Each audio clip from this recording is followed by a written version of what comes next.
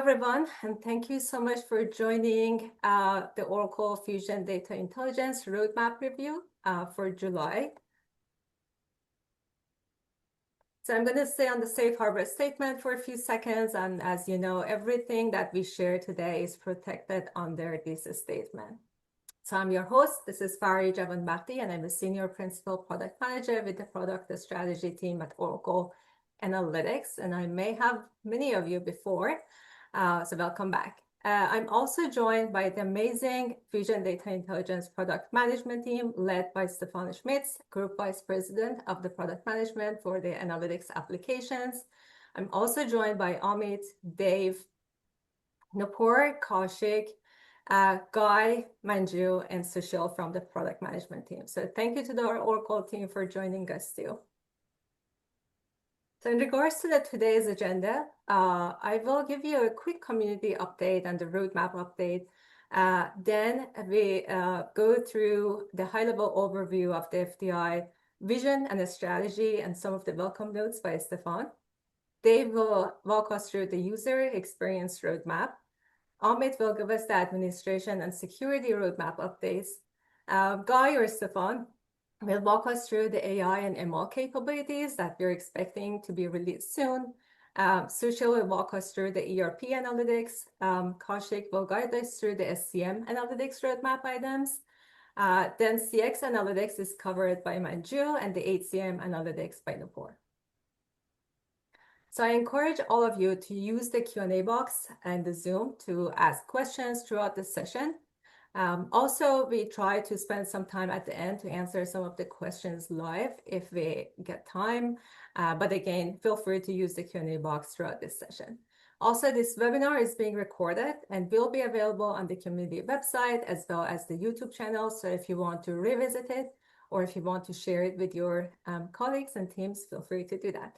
Normally, it's going to be available after about 48 hours. So in regards to the community updates, as you may know, the roadmap slides are available on the community website. So I'm going to put a link in the chat. If you haven't noticed that yet, you can look into that page and also the roadmaps for both Oracle Analytics Cloud and the Fusion Data Intelligence. But we got a lot of feedback from our users that they need to have more descriptions about the roadmap items. So we now have a new Redwood format for the roadmap on both OAC side as well as the FDI that provides description for the current release items as well as the upcoming releases. So feel free to take a look. That's the update on the community side. And with that, I'd like to invite the product management team and we'll start by Stefan. Stefan, thanks for joining us, and I'll pass it over to you. Thank you, Fari. You can proceed to the next slide already. And first of all, welcome everyone to this roadmap webinar. It's great to actually see the numbers of participants going up with each quarterly webinar that we're doing. So it's definitely a testament to the growing community and obviously the interest that you see in the product and the future and direction we're taking. In general, our strategic vision for Fusion Data Intelligence hasn't really fundamentally changed. We obviously want to help you, our customers, Fusion cloud application customers, to get the most value from your business data sitting in Fusion and other data sources, by turning that into truly actionable insights and then helping you to turn those insights into informed decisions, and actions that drive real business outcomes.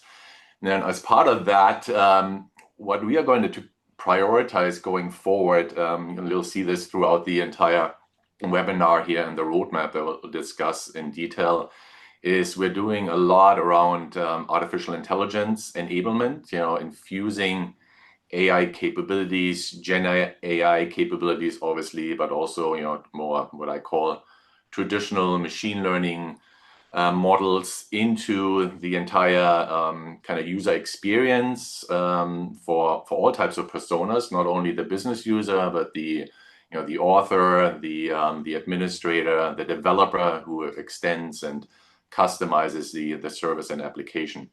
We are also are going to expand our kind of data ecosystem, data foundation beyond Fusion Cloud applications and Oracle Cloud sources, bringing in more and more data from third-party data sources, because that obviously is necessary and required in order to power and feed the AI models that we envision going forward and capabilities, right? So think about, supply chain risk data, survey data, employee survey data, labor market data, and so forth, and also data from other major SaaS providers like Salesforce and so forth. So that's definitely something you'll see manifest itself on the roadmap and in upcoming releases. And I guess another main tenet and theme of our roadmap is that we're actively working on providing a much tighter kind of closed loop integration with the core Fusion app in terms of obviously embedding, integrating the content, the insights into the core Fusion app, but also allowing you to turn the insights into concrete actions or transactions in the core Fusion app. And right, that's where obviously our intelligent apps come into play. You obviously by now, I'm pretty sure have heard about the People Leader Workbench, the Supply Chain Command Center, and obviously the whole idea and motivation behind those apps is, to not only present you with insight, but allow you as a user customer to turn that insight into action that manifests itself in transactions, in changes in your core Fusion app. And then the final point, which is not really reflected here on this slide or in the roadmap per se, but I'll just give you a preview of that. You'll hear much, much more about that at Cloud World. We're also working on an integration with a new OCI product/service that's going to be announced at Cloud World that would enable customers to develop their own AI/machine learning models and capabilities in a much more cohesive and integrated fashion. So I'll just give you a kind of sneak preview of that here, but without disclosing too many details. But that's going to be an exciting new announcement at Cloud World. And this new capability or this platform will be tightly integrated with FDI. So all of your curated, highly valuable data can feed directly into this new platform in OCI, enabling your data scientists, your developers, data developers and so forth, to utilize that data and develop interesting new capabilities, in particular, Gen AI driven capabilities, AI agents, and so forth. So enough of that as an overview. Let's just proceed and get into the details. So I think I hand it over to who's next? I think I may be starting off. Yep. Oh yeah, Dave. Okay. All right. So nice to be at nice to see you all, and nice to be at the beginning of the meeting for a change. I'm going to talk about, with regard to the platform and the infrastructure topics, the user experience, and really that pertains to those experiences for our consumer and our author, and a little bit of the sort of functional admin personas. So I would characterize the work that you see on this slide as largely kind of building, stabilizing the foundation upon which we launch this whole new these new initiatives around AI, and codifying some of the work that's already happened. So firstly, we are completing in LA a limited availability session that we did with a small number of FDI customers for a project called Fusion Transactional Reporting. And that project right now really represents a way that we can incorporate the OTBI, the Fusion OTBI, Oracle Transactional Business Intelligence subject areas within the OAC or the FDI experience. So those OTBI subject areas appear right alongside any of the FDI subject areas. And this is sort of the foundational work which will ultimately support, if you look to the right, Fusion Transactional Reporting within Fusion.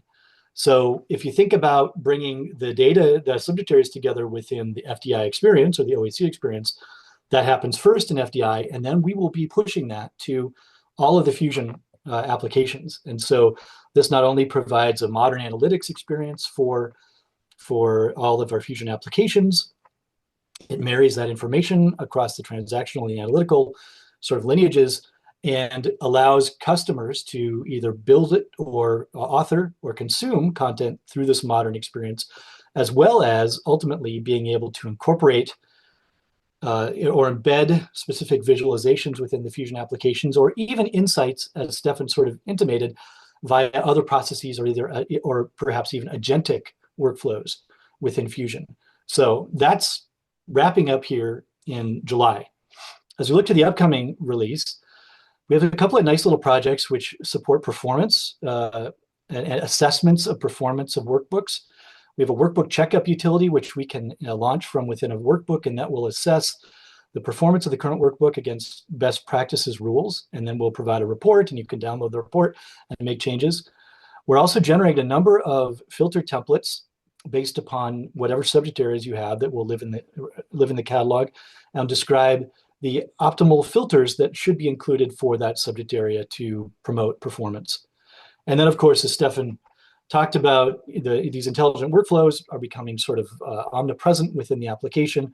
We see some coming around dynamic revenue prediction and others, but our pillar PMs will talk about that. In the future section, of course, these intelligent workflow enhancements will continue. We're doing quite a bit of work that will land in a release. We expect will land in a release following Cloud World around sort of new application experiences, as well as describing the patterns for those experiences so that you can employ these in your own applications. And some of the core artifacts that are part of this is our new homepages, a number of personalized homepages based upon persona or functional requirements. These will include effectively swim lanes, which are groupings of information which is appropriate for those personas. And we'll also be packaging up some watch list content that can be included on those homepages, or even used directly as effectively sort of KPI widgets within your workbooks. So all of this you'll see at Cloud World, and we'll launch immediately after that, we expect. But it's a great way of actually taking the wealth of information and promoting that specific information to users that's appropriate to them. And then I mentioned the Fusion transactional reporting, and there's a lot of work going on there, moving this capability into the Fusion applications. So with that, I will pass it over to Amit. Thank you. Good morning, everyone. So I'll talk about the infrastructure as well as the platform parts of it, the backend platform. So when it comes to our regions coverage in the commercial cloud, which is OC1 realm, we continue to add data centers. So for example, we just added Milan, Santiago. We're going to follow up with Monterrey in Mexico, and then Riyadh, Saudi Arabia, and then close it out with Abu Dhabi and Stockholm. So after that, we will actually be in all of the Fusion commercial regions. Just a shout out that we did launch European Union Sovereign Cloud. That was talked about in the last webinar. So that's already out there. UK government cloud also is already out there. When it comes to US Gov Cloud, which is FedRAMP, that's a pretty long process. So we have started the certification process, and by next year, this time, we anticipate that the US Gov customers can deploy.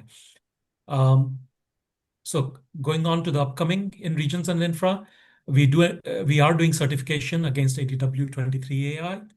So today the database version is 19C. So once we have done the certification, customers will be able to go in and upgrade their ADW to 23 AI. In the future section, we do intend to do break glass certification, vanity URL support, and work on a disaster recovery SKU. As a lot of people ask this question today, we don't have disaster recovery built in, and some of the enterprise customers, they take an additional test instance and deploy it in another region to keep their own poor man's copy, if you will. On the security front, HCM tends to be an area which has unique security requirements. In the HCM slide, you'll see this as well. But effectively, we are trying to simplify security there. Especially in the upcoming release, there will be configurable AOR security. And then we are enabling the ADW data safe that gives you reports on how to ensure that your ADW database is as secure as it can be. The IP ACLs, the access control list for IP addresses. Today, people have to go to OAC and ADW and set that up on their own. We are consolidating that in the FDI layer so that you have a uniform IP access policy across those infrastructure. Moving on to data platform. So coming back to the 25R2, we do have a frequent data refresh V2 in LA. What that means is really it's a more performant, more consistent way to do frequent data refresh as in intraday refreshes, as opposed to the daily refresh. And that's for the operational data, right? So as the operational data is changing, you would like to bring it in faster, maybe every 4 hours. Then there is intelligent data lake integration, which is essentially publishing or sharing the FDI data into the Oracle storage service, right? In the file system, so that you can take that data and do maybe AI along with it. And moving on to the upcoming, we intend to continue working on this frequent data refresh, roll that out. On the data sharing side, we intend to add other third-party cloud options. Like instead of just Oracle storage service, you can also share the data to Microsoft Azure. And in the future, we will also support Google, AWS, Snowflake. On to the future, data platform, we also have intention to produce an additional data processing SKU. So the idea there is we'll publish the limits of the system that you get as part of the product. Like let's say 500 data augmentations, right? And then if you want to do 1,000 data augmentations, well, you can buy additional processing SKU and pay for it. And then Pipeline Builder is a way to build your own custom apps. On apps extensibility, we continue to make enhancements to the semantic model extensibility, extensions. We've added custom sort capability. We will handle deletes in bundles in the upcoming release. And then on the AI apps that Dave was talking about, we are adding alerts and recommendations. And in the future, with these AI apps, you can also extend them by building your own UI. All right, that's all I had. Over to you, Stefan, for the AI. Yeah, thank you, Amit. Yeah, so as I said at the beginning, we have a number of efforts underway to enable the various personas using Fusion Data Intelligence with AI and machine learning driven capabilities, obviously primarily focused on the business user. One of the key focus areas for us is to enable and support the OAC AI assistant that I believe probably everybody has heard about now and has seen demos of.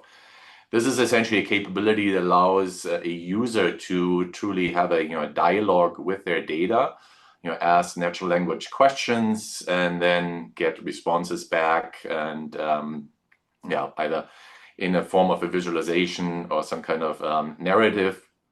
And even though this looks, when you see a demo, it looks very magical, but it's not magic in the sense it requires some work, to enable it for subject areas, for workbooks and so forth.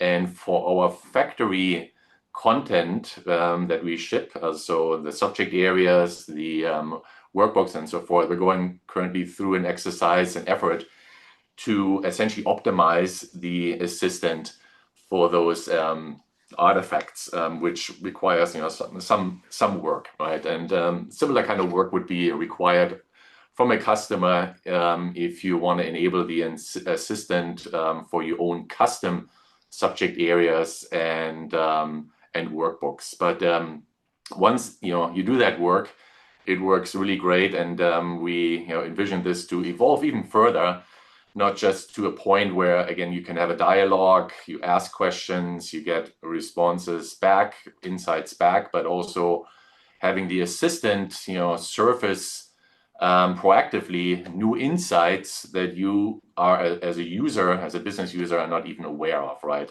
Which will then obviously trigger additional questions on your end and so forth, and you truly engage with them in a dialogue with your data versus what is the status quo today, where you as a business user look at a collection of visualizations on a dashboard and try to make sense out of it. We truly see that as the future of analytics, having such an interface. So that's definitely a key focus area. We're currently doing kind of limited availability, working with a couple of select customers, but the plan for later this year is to make this GA for a subset of the subject areas that ship with FDI and workbooks, and also providing you as a customer with a cookbook or a playbook, how to enable and optimize the assistant for your own custom subject areas and workbooks. In addition to that, we're continuing to build and develop targeted machine learning models for prediction and prescriptions. More and more of those models you will see surface in the intelligent apps that we're building. So the supply chain command center, the people leader workbench, and so forth. So they'll be purpose built and appear there, to provide recommendations, to provide again predictions of future trends and so forth. And then obviously AI agents are going to play a major role in the context of these intelligent apps that we're building.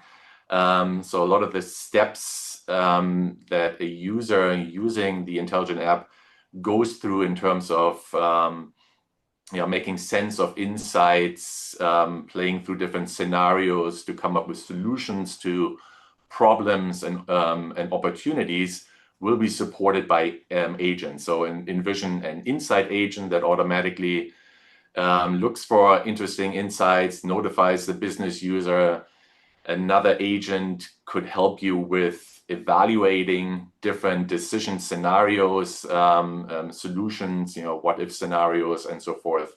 And then finally, obviously, agents that directly execute a decision that's been made by the business user by integrating with the transactional application, whether it's Fusion, cloud, or maybe even some third-party system or service.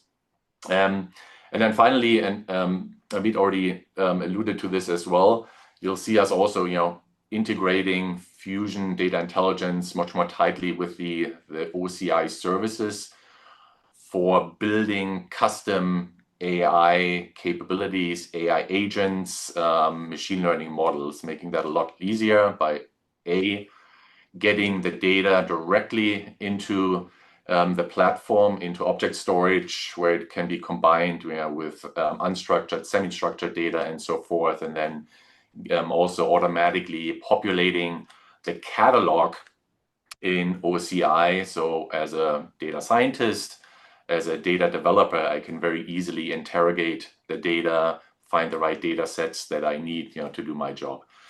And then the last point here in the third column here in terms of futures, explainability, that's also a key focus area for us. We want to make sure that those machine learning models that we provide are transparent in the sense of giving you insight into what's actually driving the prediction and the outcomes, and not just coming across as a black box. So that's definitely something that a lot of our existing customers that have been using the machine learning models that we released so far have told us that the explainability is a key characteristic that is required in order for them to put these models into production. Okay, I think that covers it. Let's move on. Thank you, Stefan. Sushil, welcome, and I'll pass it over to you. Thanks, Stefan. Thanks, Fari. On the ERP Analytics front, I'll walk you through what we have delivered in our recent 25 R2 release. That's what you see on the left, and then we'll shift to what's coming next. Across financials, projects, procurement, and sustainability, our focus has been on how we can get you more actionable insights with really less efforts. Starting with financials, we now support entered currency balances, which has been one of the most requested features from many of you. And it makes a big difference when you need your reports to align with operational currency and not just the ledger currency. We have also done major coverage expansion this time, and that's been the theme for us largely this year, where we have introduced new subject areas now for revenue management analytics, expense leases, and budgetary control. That's a feature that we have in preview. As I said, this has been the significant investment, and I'll try and talk more about it. Talking about projects, we have made it easier to validate project cost and measure revenue performances. This is especially helpful when you're trying to manage complex projects, multi-year projects where margins are kind of really tight. Procurement also sees a big boost.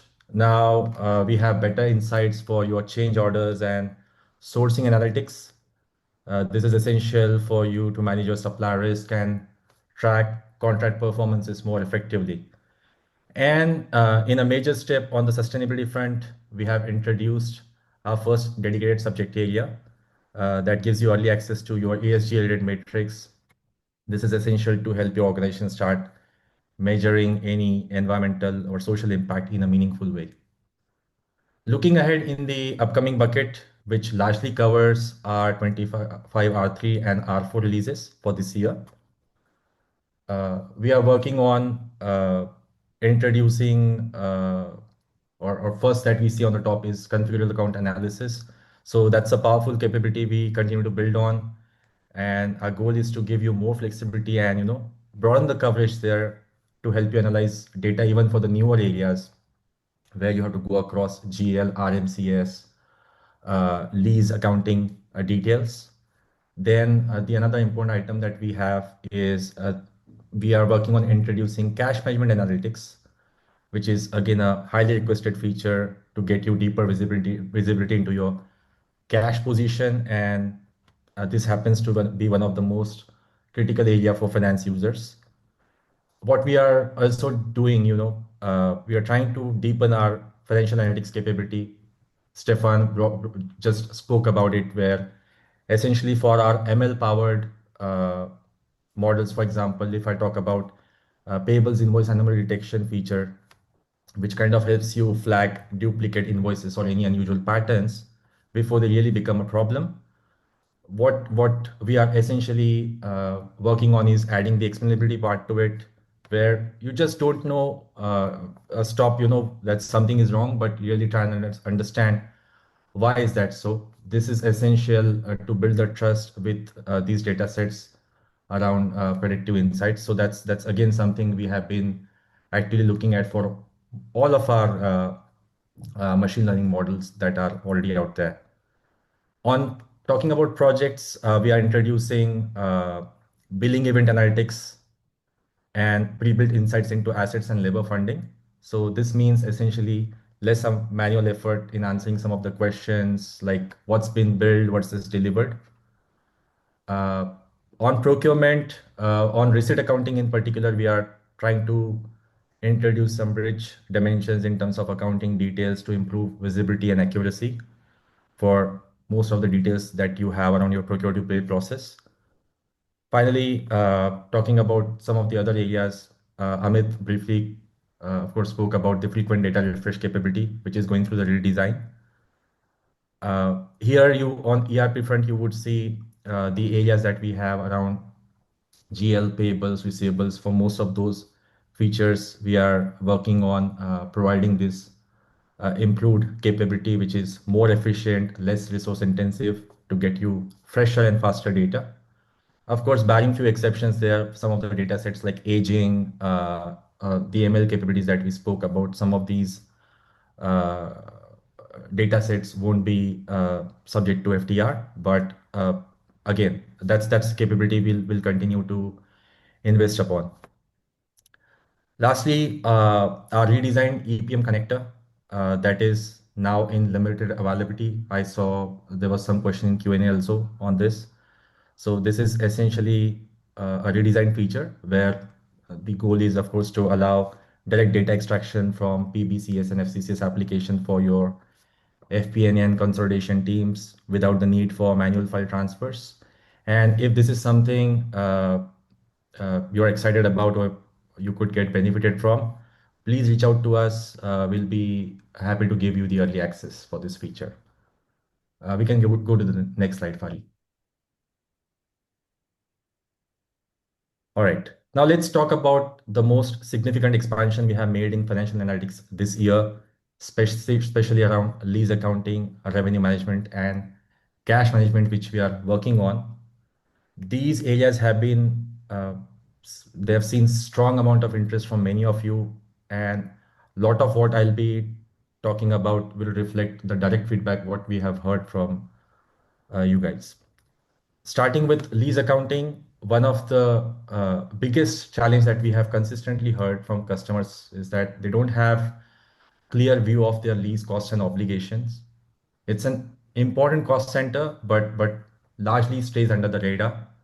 So in 25 R2, what we have done, we have introduced two new subject areas as a limited availability feature, which is expense lease portfolio and expense lease transactions. This gives you a granular visibility across your lease contracts, assets, liabilities, and payments. At the same time, if you want to do analysis at the enterprise level or for the group of assets, you can always do that with the full life cycle for your lease contracts, which can, of course, run for multiple years. We are talking about your global real estate, vehicle fleet, and all these kind of lease contracts. What's coming next on these feature is we are moving to Fusion PVOs, which means you have better lineage, traceability, and performance. And around that timeline, we are also planning to go preview with this feature. So we have introduced close to 50 new metrics in this subject area, which will allow all the cross-time analysis for your lease liability. If you want to have visibility into your remaining lease terms, right of use, or really understand your lease obligations, what's short-term versus long-term, you get all of that. Now switching gears to revenue management, another area that's been a hot topic. And we all know that revenue recognition can get really complicated. And again, many of you told us that there's no single place today to analyze things. For example, you want to look at your contracts, performance obligations, and most importantly, the accounting events. And all of that makes a lot of sense when you get to see all of that data together. With that objective in 25 R2, we have launched 4 powerful subject areas around contracts, accounting, details, accounting events, and standalone selling price. This essentially allows you to get a full visibility across your revenue lifecycle from contract creation all the way through billing and recognition. In upcoming releases, we want to take this forward. We are going to advance these capabilities. We are adding support for DFFs and additional attributes in 25 R3. In 25 R4, in fact, we are planning to introduce 2 new subject areas around source document line version and immaterial changes, which will allow you all the required information for supporting your compliance and reporting. So with all of this, you can track your revenue by GLP rate, recognized revenue pending and what's billed. If you want to look at your future revenue pipeline, contracted liabilities more effectively, all of that should not be a problem going forward with this feature. Moving on to let's talk about cash management. Again, this is an important area for finance teams. This is where they want to really get full control of the information, but sometimes it's kind of tough to answer a simple question: how much cash do we actually have, and where is it actually lying? It sounds simple, but we have heard that this is not something which is easily and readily available. And with that objective, again, we are introducing 2 new subject areas here: bank statement balances and bank statement transactions. This is planned to be introduced as a preview feature.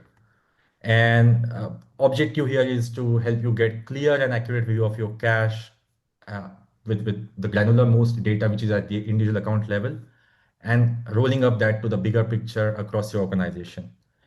In 25 R4, we plan to introduce a new subject area that is around the external transactions, which will essentially cover all the inflows and outflows which are beyond the realms of cash management module.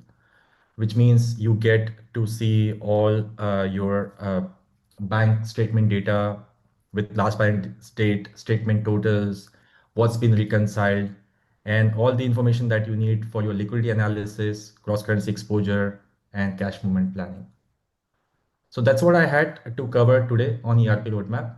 With that, I'll hand it over to the next person. Thank you. Thank you, Sushil. Kaushik, I'll pass it over to you. Thanks, Fari. Thanks, Sushil. From a supply chain and manufacturing perspective, in the first column, we have what we released in the current version, which is 25R2.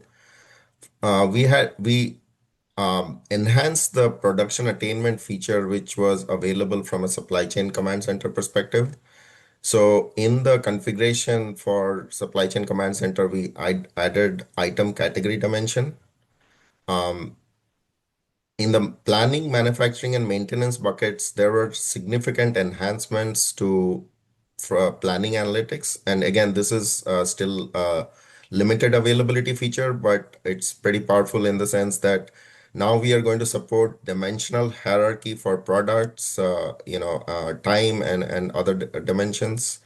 We are going to certify cross subject area analysis, which will allow mashups between actuals and planning data. And also there are some usability enhancements around how we organize the presentation layer, which is the subject areas. In logistics, we introduced the new subject area for the inbound side of the transactions for WMS. In the procurement bucket, we introduced a new subject area for sourcing, which is going to cover negotiations, RFP, RFQs. Agreements went through some new enhancements where we are going to support change orders history. Similar enhancement for purchase orders where we are going to also support change order history. Sustainability, we had it as a LA feature earlier, where we were covering all the sustainability aspects around scope 1, scope 2, scope 3 emissions. Now it is available in preview, so you can enable it directly from the enable features section. Now in the upcoming releases, we are planning more use cases from a supply chain command center standpoint. So there are a couple of use cases here around non-agreement spend. So you can get alerts configured for analyzing your non-agreement spend limits. And then there is a sales backlog alert you can create if there is the backlog for your sales orders is beyond a certain amount, you can monitor that. And similarly, from inventory turn standpoint, if you want to assess inventory turns, there is a configuration capability which is coming up in the upcoming releases. Inventory and costing, we added a new workbook for costing and cost accounting subject area. And then some enhancements around supporting GL segments and PO attributes in receipt accounting. Planning, manufacturing, and maintenance, we are going to make the planning analytics, which is currently in the current release a limited availability feature. We are going to make it a preview feature. And also continue to enhance planning analytics with additional subject areas like demand, supplies, pegging. Exceptions, we are going to add one for just exceptions, and then also bring in resource requirements for planning. Logistics will continue to build on what we are starting with in R2, which is we just have the inbound subject area, but we are going to enhance that further. Procurement, we are going to make the sourcing subject area, which is currently in limited availability. We are going to transition to preview. And we are going to introduce new subject areas for product lifecycle management. This has been an ask from many customers where it's around the product lifecycle management, like product data management and product hub. We are going to introduce new subject areas here, which are going to cover item revisions, item structures, the whole BOM structures, and then also support change orders for lifecycle management. And in the others bucket, there will be some specific features that we are going to support from a supply chain and manufacturing standpoint around frequent data refresh, and also support some OAC homepage experience enhancements also. That's the current release and what is going to come up in the next couple of releases. With that, I'll hand it back to you, Farid. Wonderful. Thank you, Kaushik.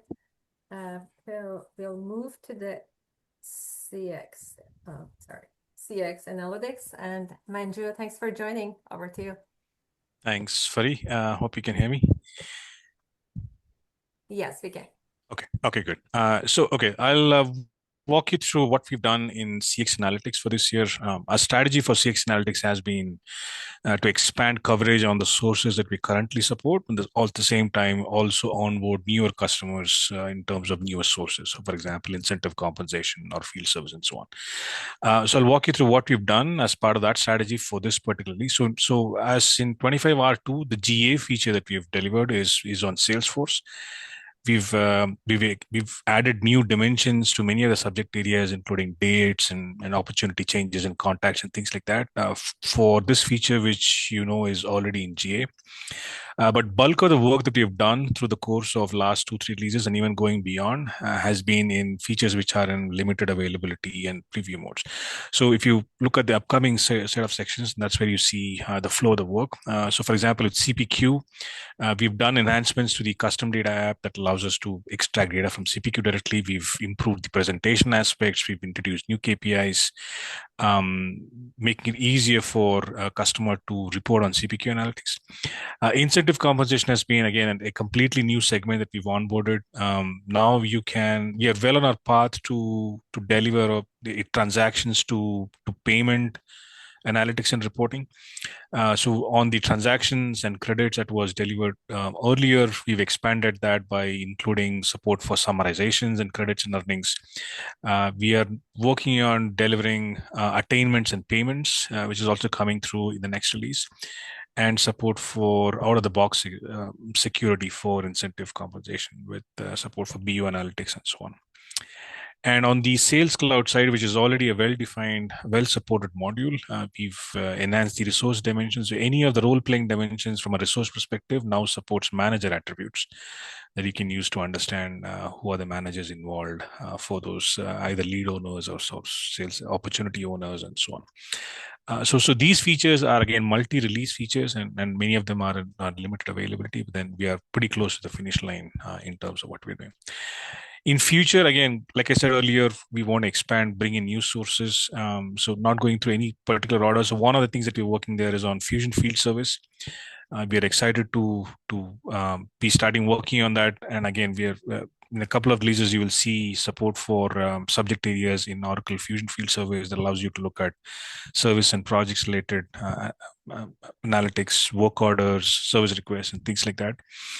CPQ, we are expanding coverage and building and working on price optimization, allowing customers to optimize their prices and discounts, improving profits and margins and profitability overall. There is a new data science backed dynamic revenue prediction intelligent tab that's coming through that promises better accuracy and better forecast for your pipelines. Subscription, we are rolling out cohort analysis and enhancements to some other features that we've already delivered in Salesforce. So if I were to summarize broadly the takeaways from the update for here, is you will see we are working significantly on CPQ and incentive compensation. That's where you will see a lot of the enhancements that's coming through in the next 2-3 releases. And in terms of new area, we are looking at Fusion Field Service as a completely new source that we are onboarding. And many of these features will get into GA in a couple of releases. That's pretty much what I had. Over to you, Nupur. Thank you, Manju. Thanks, Fari. So I would like to start with our People Leader Workbench feature, which is fast becoming a one-stop shop for most of the managers to take proactive actions. So far, what we have delivered as part of People Leader Workbench, which is in LA, is the payroll spend and salary spend app, which offers solutions like manage hiring or spend and AI-driven summaries and coaching tips. That's already been delivered. What is upcoming under the People Leader Workbench umbrella is the attrition risk app, which would cover the AI-driven insight solution for promotion, fast-track promotion, or increased compensation. And there would be attrition coaching tips advisor that would give you the personalized guidance and act on the risks faster. In future, what we are planning to do with People Leader Workbench is the smarter granular security, dynamic topic pages, evolve attrition prediction and drivers, and then manager effectiveness kind of an app, and further deep dive with People 360 subject area, furthermore additions to payroll and probability of getting in the EPM budget and goals, and more external data sources as well. Moving next in the HR bucket, HR innovations aspect. So we have delivered benefits as a subject area, which is in preview today. There are a bunch of position hierarchy related dimensions supported in multiple subject areas. In the upcoming bucket under Core HR, we are going to deliver Core HR Assistant, which would be under the limited availability. Benefits will have more features supported, and there would be more progression on job attributes and job dimensions would be there. And furthermore, we'll have all other assistants, gains and losses subject area, internal mobility AI assistant. There would be more new subject area on employee contracts, case management, workforce scheduling. There will be more additional data visualizations and analytics pre-built available on internal mobility, employee flight risk prediction. That's an AI app. Reporting band enhancements and a new dimension of matrix manager along with support for the matrix manager data security, and additional pre-built KPI on trailing 12-month and period ago KPIs using maybe a headcount and attrition and any other multiple KPIs. So that is something that would happen in future. Moving next under the talent management bucket, we have delivered now as part of 25R2. There is a V2 version, enhanced version of the learning management subject area. Learning hours and offering as an activity tracking, that is something delivered. In the upcoming bucket under talent management, we have Grow workbook, so with Grow data visualization, demand versus supply skill intelligence, and enhanced talent profile subject areas are there. In future, for talent management, AI assistant is something that we are enabling for every other bucket. So under talent management, for performance management, performance assistant would be enabled. Learning cold spots is something that would be available. Marketplace for careers and sentiment analysis is performance sentiment analysis, yet another AI feature that would be supported in future under talent management. Moving next under the recruitment, also there are other small features that are would be supported in upcoming. In 25R2, we didn't, there were no additional changes under the recruitment bucket. But in upcoming releases, as we speak, things are under progress, under development. So upcoming is like hiring trends, field versus remaining conversion KPIs, requisition improvements. And yet again, in future, we will support AI assistant for recruitment, also recruiting assistant as well. Then the next bucket is the compensation payroll. So under that, in the upcoming release, the salary basis will have multiple new KPIs supported and all different components that are supported in salary basis in Cloud HCM, like simple component to pay rates to zones and differential profile. So that was one feature which was highly asked by multiple customers. So that would be supported with a bunch of new KPIs. In future, even under salary compensation and payroll, we'll support the compensation assistant and payroll assistant, and a couple of new visualization, pay equity, AI bias detection app. That is something that would be supported in future bucket. Moving next from the platform bucket for HCM, we have delivered a new feature which is under preview, which is peer benchmarking. From security standpoint, HCM security, we have simplified security of toggling the out-of-the-box behavior of data role. So all of you must be aware of that in HCM, the out-of-the-box FDI data rules grants the most restrictive data security so far. And the majority of the use cases are around having the least restrictive security. So till the penultimate release, the recommendation was to create custom security. But we do understand that that takes time and testing and planning accordingly. So we have delivered a feature where you can toggle the out-of-the-box behavior. So instead of making all the out-of-the-box data role as most restrictive, once you switch this, opt this feature or change the value in the, it is under the security console, then the out-of-the-box data role automatically would start granting less restrictive. There won't be any need for any custom data security for changing the behavior of the out-of-the-box data role. And there is sufficient documentation. So in the external documentation guide, you'll see the documentation also. And if there are any questions, please feel free to post it on any of our forums so that we can engage and respond to any of your queries as well. Learning management also has been enhanced with a couple of other features with security as well. Then we have in future bucket, we will AOR is something a major ask from multiple customers. So we do have today support for AOR. The data of area of responsibility is brought in via the out-of-the-box pre-built supported pipeline.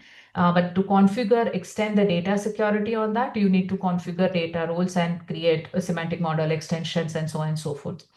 So what we are planning to do in future is that we'll simplify that configuration such that you don't have to create any additional work. The data would be brought in automatically. The solution is in works. Once we finalize, we'll socialize further with the customer base so that you know that what is the solution that would be offered for configurable AOR. In future, from platform standpoint, there were some observations that we had especially for the customers who were using the enterprise calendars, and there were some performance observations. So we are addressing those performance observations also in upcoming release for the enterprise calendars, and frequent data refresh support for HCM. So that is in the future bucket. And with that, I would like to hand it over back to Fari. Thank you very much. Wonderful. Thank you so much, Nupur. Thank you to the Oracle team for the great presentation. I believe we responded to many of the questions that you had in the Q&A box, but it seems that there are some open questions. So if the team want to respond to those questions, and in the meantime, I'm going to launch a poll so we hear from you on how informative you found this session. I also see that from the attendees, Srikant has raised hands. So let me see if he's able to unmute, speak. Let's see.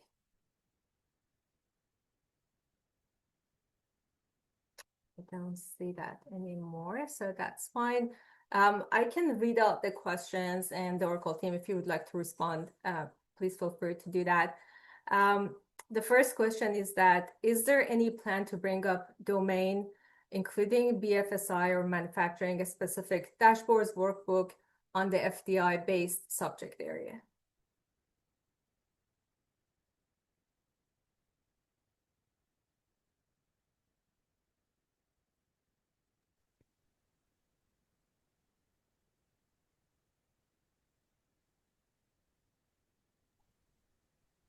Is that a question for Sushil, perhaps? Supply chain? Yeah, actually, it's I think the question is more around industry solutions. BFSI, like banking, financial services, or manufacturing industry. So from an industry solution standpoint, I think that's the question. Yeah, for BFSI part, at least, I mean, if the data is in accounting hub, that's the solution we definitely support today. But apart from that, as Kaushik mentioned, if it's a GPU solution, that's something we'll have to review on our roadmap. Yeah, the second part, the manufacturing, we do cover manufacturing centric vertical content in supply chain under the supply chain analytics queue currently.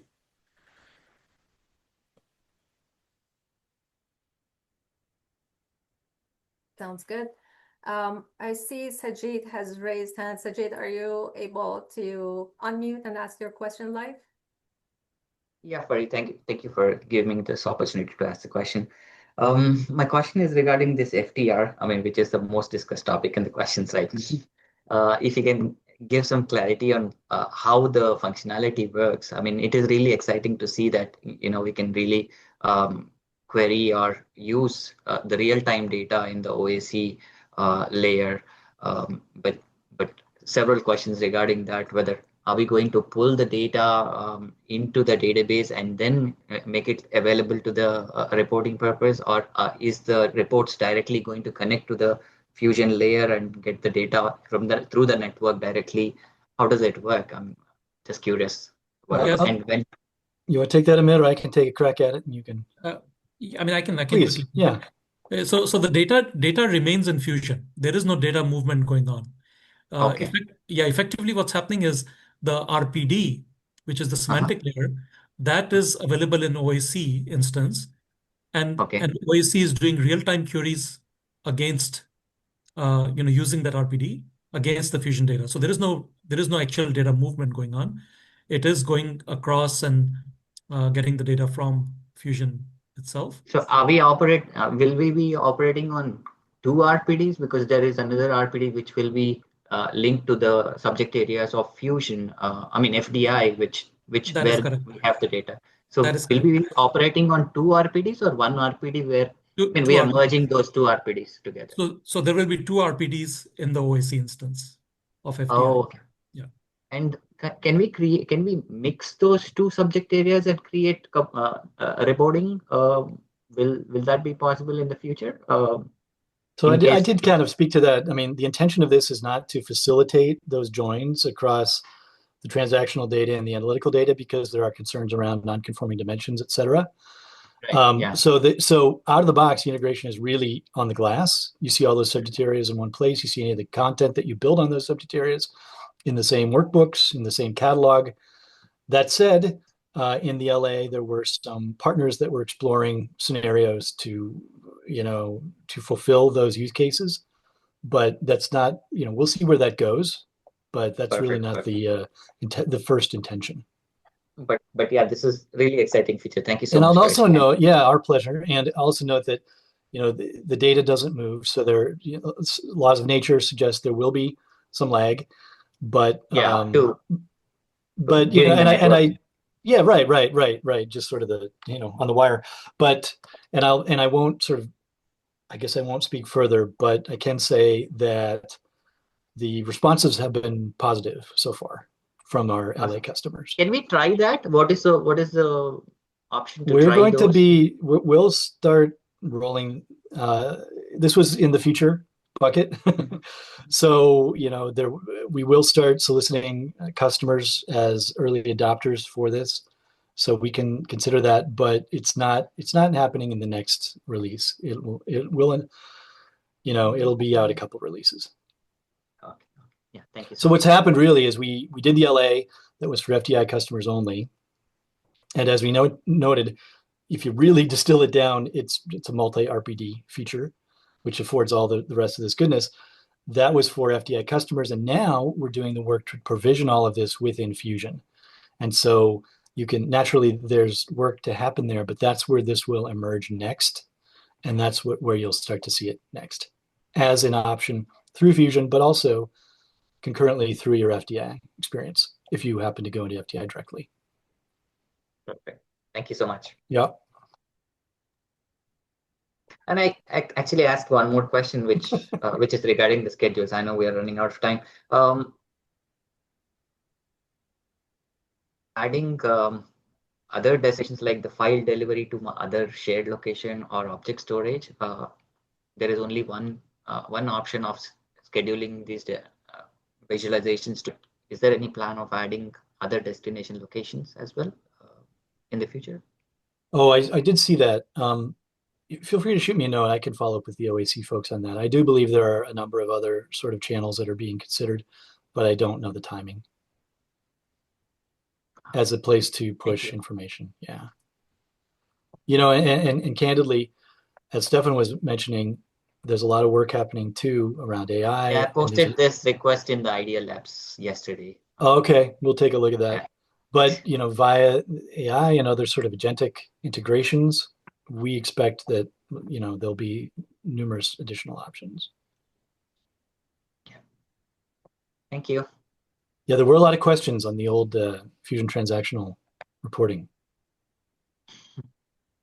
Forgive me if I copied and pasted some of the responses. Sure, Good to see the enthusiasm, though. Thank you. Wonderful. Thank you, Sajid. Just a few more questions that are still left open. So from Victor, the question I believe is for Nupur. Is there a consolidated list of current and upcoming ML and AI HCM features? Diversity analysis is available, but haven't seen infer the skills delivered. Also, don't know which of the upcoming features are AI and ML. I think we kind of talked about infer the skills, Nupur, if you want to. Yeah, there are quite a few. And I think we do have a list also that we can share right now. I don't have it handy, but we can share that list with the team. There is, so there are multiple features, AI features that we have support for today. And it is available in the external documentation as well, but we'll share the link for you. Yeah, absolutely. And Victor, feel free to email me so I can get back to you on that. From Ram, question on data governance. If customers sharing the same Fusion GL, how to segregate the person access by balancing segment? This you'll have to do likely through custom data security. Essentially, what we have is ledger-based security today. If you are looking for segment value level security, custom data security is an option for you today. Perfect. From Terry, we really need an easy way to share payroll and time and labor info as read-only. Really, by pulling in a report seems to be a huge struggle and no appropriate roles to allow this outside of full payroll or time and labor roles. Any plan for role/ability to do that? I did not fully understand the question. What you want to give read-only access to aggregate access? Is that what you meant? Is that what is the question? I believe that, but if Terry, if you want to unmute and ask your questions and add clarification, feel free to do that. She said yes in the chat. Okay. Or not chat, but in the Q&A. Okay, so you want that, okay, for payroll and time and labor, you want aggregate only access. Is that, and not like all attribute access, that's what you want. Then you should be able to do that using a out of the box. There are duty roles delivered, which would grant access to every other attribute in the subject area. But if you want to restrict that, okay, aggregate access only is there, then you can create a custom duty role and restrict access to the attributes that you don't want. Like, for example, worker attributes don't grant access to the worker attribute, then you should be able to do that. So that's a very straightforward, simple step, probably two-step process. If you have any challenges, maybe what you can do in that case is just maybe write to Fari, and Fari, if you can get those details for us, then we can guide them further. Absolutely. Terry, feel free to email me more details so we can get back to you. There is a last question that I think, Dave, you're typing an answer for. What will the advantages of, oops, it disappeared on me. Sorry, I was typing. No worries. The author could certainly clarify the question. The advantage is that this multi-RPD capability is the supporting functionality that allows us to co-locate the OTBI subject areas and the FDI subject areas in one place. And so really you're not going to two places to find your information, and there are options for moving across that information either sort of judiciously or with drills, etc. Let's say you're at the end of the quarter and you want to get down to the row level detail. specific invoices or whatever, those can be presented in one place. But again, it's on the glass out of the box, and folks are pretty excited about that. But we don't mean to initially sort of facilitate any sort of cross, subject area joins with this feature. Did that answer the question?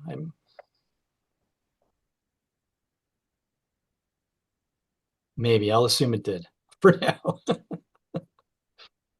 Great questions. Really good. Yeah, no, good. yeah, that answers. Okay, John, thank you. I'll have to think about it, and maybe I'll ask in the Oracle community some more questions. Yeah. But thanks for answering by the all best means. I can. It's just Yeah. it's new information to me, so I'm trying to It's all process new, it all right? in my head. Yeah, it's all new. It's sort of for you to sort of muse upon. And we did share some information. We probably should think about sharing some more information pre-GA. We shared some information with the LA participants, and really the next sort of place where we see this is concurrent with its appearance through Fusion and also through the FDI user experience. Did you say concur? Concurrent. Concurrent. Okay. Yes. All right. Thanks for clarifying. Yeah. Sure. Perfect. Yeah, there'll be much more to come on this, but you got the sneak peek today. Wonderful. I don't see any other questions, but as always, if there are any other questions you would like to ask, feel free to reach out to me.